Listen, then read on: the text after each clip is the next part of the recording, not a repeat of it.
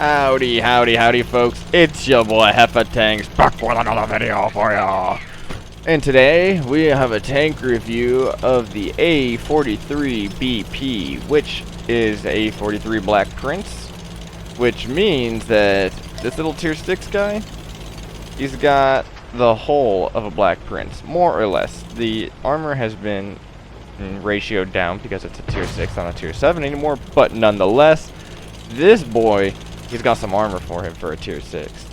Now, if you noticed at the beginning of the game, this is probably the worst matchmaking that you're going to be able to get in this thing. Bottom tier, lots of tier 8s, lots of armor, lots of big guns on the enemy team.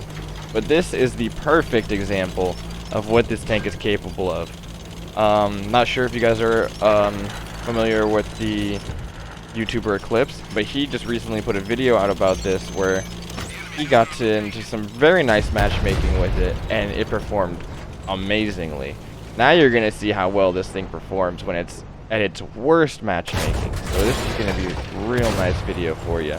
So the first things first with this thing is that its rate of fire is delicious. It is so good. It has a very good rate of fire, like a bad alpha, but I mean, the alpha doesn't really matter if you have a really good rate of fire like this. And now you're going to see how you preferably want to use this tank's armor. That is a reach, and that is a red bullet it just fired at me. So this reach is firing APC or his premium ammo at me, and I just ricocheted off the side of my tank. This thing is an amazing side scraper. Here comes a tier 8, he wants to get a piece of me, but I poke out a little too far right there, and you can see that he got my lower plate. And if you do show your lower plate, or the front of your hull, or your lower plate, or even your turret is not the best armor, but as soon as you get that side armor, people are going to have a real hard time penning you. Now you're saying, oh, well, that's just a tier 6 firing premium. Like, oh, that's not too crazy. Yeah, well, you're going to see some crazy shit in this game. I'll guarantee you that. But like I said, you want to be keeping this thing as a side scraping tank. You don't want to be going hull down in it. Your turret isn't the best, and same with your upper and your lower plate. So here we go. This is where you really get to see this thing shine. This is a tier 8 German heavy tank coming over. And just watch this rate of fire, you guys. And obviously I load premium because I honestly didn't even want to risk not penning this guy. But boom, he's already bounced 2 shots off of us, and we just keep popping. For every shot he pokes into us, we get at least 2 into him, maybe even 3. Just repeatedly into his side, or into his lower plate. And this is what you want to get in yourself into this with this tank. This medium gets a shot into our lower again. We did overextend ourselves a little bit there. Or honestly, he could be clipping out my middle plate, because you are able to see my middle plate when I poke out this far, and he could be penning us there. But nonetheless, yeah, he got me again. I'm pretty sure he's penning me in that middle plate, which just goes to show you at tier 8, your middle plate doesn't really hold that much armor. Just to give you guys an example, I don't know if you've played the Kaiju or not, but the Kaiju has pretty much the same frontal armor as this tank does. So, it does have armor. Tier 6s it works incredibly well against. But for tier 8s, it's a little bit iffy. But which is why right here, I sort of feel hesitant to poke out against some of these tier 8s with just my turret showing, even though I would be pretty much hull down. I just don't know if my armor would hold up against these guys. And something that's very nice with this tank is that when you have such a high rate of fire, then you're able to switch from ammo types to ammo types. And as soon as I see this guy, I immediately switch to HE, and I start pummeling him with HE. Now, it's not crazy damage, but it's more damage. 220, I mean, for a 3-second reload or 4-second reload, something like that, not too shabby. And when you can get more damage in, why not? Switch rack to APCR. I pretty much stay on APCR this entire game. I'm not trying to bounce anything off of these tier 8s. This one flaw of this tank is going to have to be its speed and maneuverability. This thing is slow.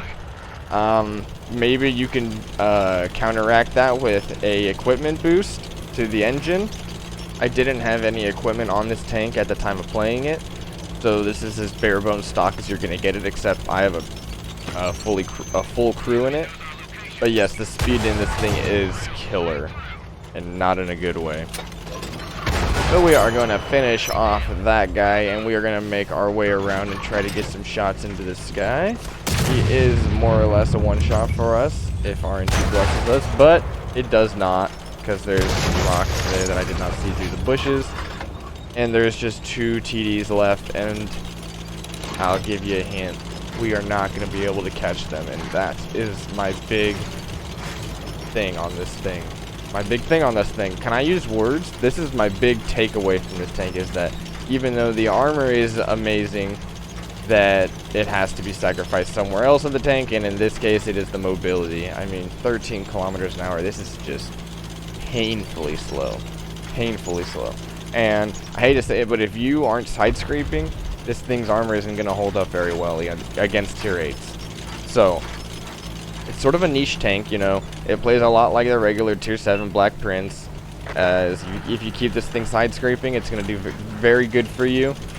The rate of fire is amazing, the DPM's amazing, the gun handling is amazing. You know, like I said, this is my gun handling, and I don't have any equipment slots on here, so that is still pretty good. I'm just gonna skip past this part because I don't think you guys want to see me traveling across the Sahara Desert at 23 kilometers an hour, so let's just skip to the end results screen here. Alright, yay, I won. Alright, let's see the end results screen here. First place, 2,900 damage. Most of my damage was against tier 8, so I will take that damage. 2,000 blocked. I know it's not a crazy number, but that is still 2 times my hit points on this tank. And it was all from mainly tier 8s and 1 tier 6 that was firing premium at me. So, I will take it. The armor did hold up. I put it through its paces, and it came out on top. So, now, let's just take a look. Accuracy, 0.33. All I really care about right there. So, good accuracy. And if I were to run equipment on this tank, I would probably run vents, maybe a speed upgrade, and maybe the reload upgrade. I really don't think it needs shell accuracy, but you could do shell accuracy if you wanted. Or vents and both of the speed upgrades. You know, maybe both speed upgrades, you can get this thing going decent speed, and that would make this playstyle a lot better. Here's the crew I'm using for this bad boy. I think it's just my Super Conks crew, so they more or less play the same. Let's go take a look at the armor layout, you guys. So, one thing I want you guys to notice is the side armor on this thing. And if you add all of the side armor up, it equals out to 100 to 200 millimeters thick, depending on the location. Because there is weird pieces of armor toward the top of the side of the tank and towards the bottom of the tank.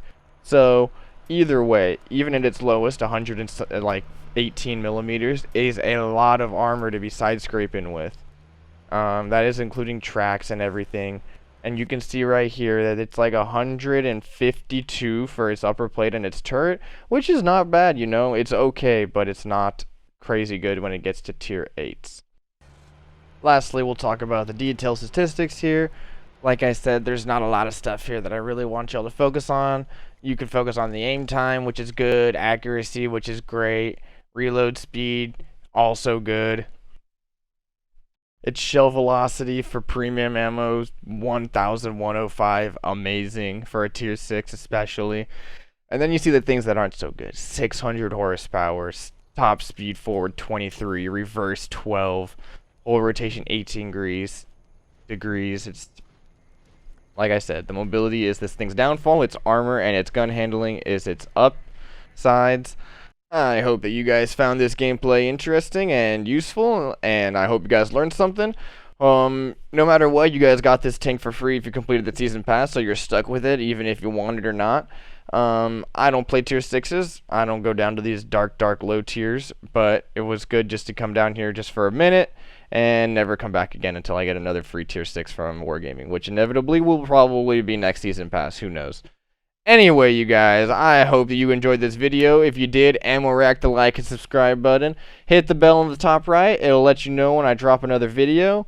And go down to the comments. Let me know if you guys have played this tank. And let me know what you think about the video.